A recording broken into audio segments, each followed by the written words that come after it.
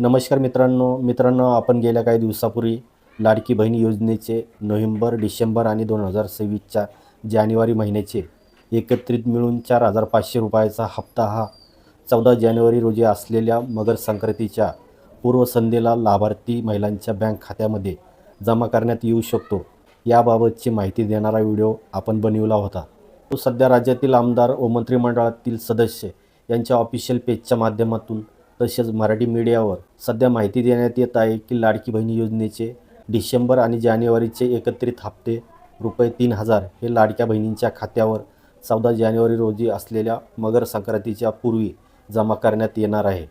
परंतु जर या माहितीच्या आधारे लाडक्या बहिणींचे डिसेंबर आणि जानेवारीचे एकत्रित ₹3,000 हे लाडक्या बहिणींच्या खात्यावर जमा करण्यात आले नाही, तर 12, 13 किंवा 14 जानेवारीपर्यंत एक GR निर्गमित करून लाडक्या बहिणींचे हे हप्ते वितरित करण्याची तारीख जाहीर करू शकतो. कारण तोपर्यंत महानगरपालिकेची आचारसंहिता संपलेली असेल. यामुळे लाडक्या बहिणींना मकर संक्रांतीची भेट दिल्याचा व महानगरपालिकेच्या निवडणुकीसाठी लाडक्या बहिणींना मतदानासाठी आपल्याकडे आकर्षित करण्याचा शासनाचा हेतू देखील त्यातून पूर्ण होऊ शकतो. परंतु यामध्ये लाडकी बहीण योजनेतील पात्र लाभार्थी महिलांपैकी अर्ध्यापेक्षा जास्त लाभार्थी महिलांना नोव्हेंबर महिन्याचा हप्ता अजून मिळालेला नाही.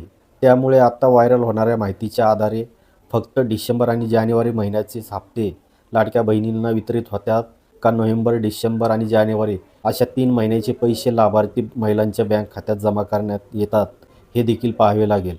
यासंबंधी शासनाच्या महिला व बालविकास विभागाच्या माध्यमातून GR आल्यावर यासंबंधीचे अपडेट आपण व्हिडिओच्या माध्यमातून घेण्याचा प्रयत्न देखील करणारच आहोत. हा व्हिडिओ जास्तीत जास्त लाभार्थी महिलांपर्यंत नक्की शेअर करा. पुन्हा भेटू एका नवीन व्हिडिओमध्ये नवीन विषयासह. धन्यवाद.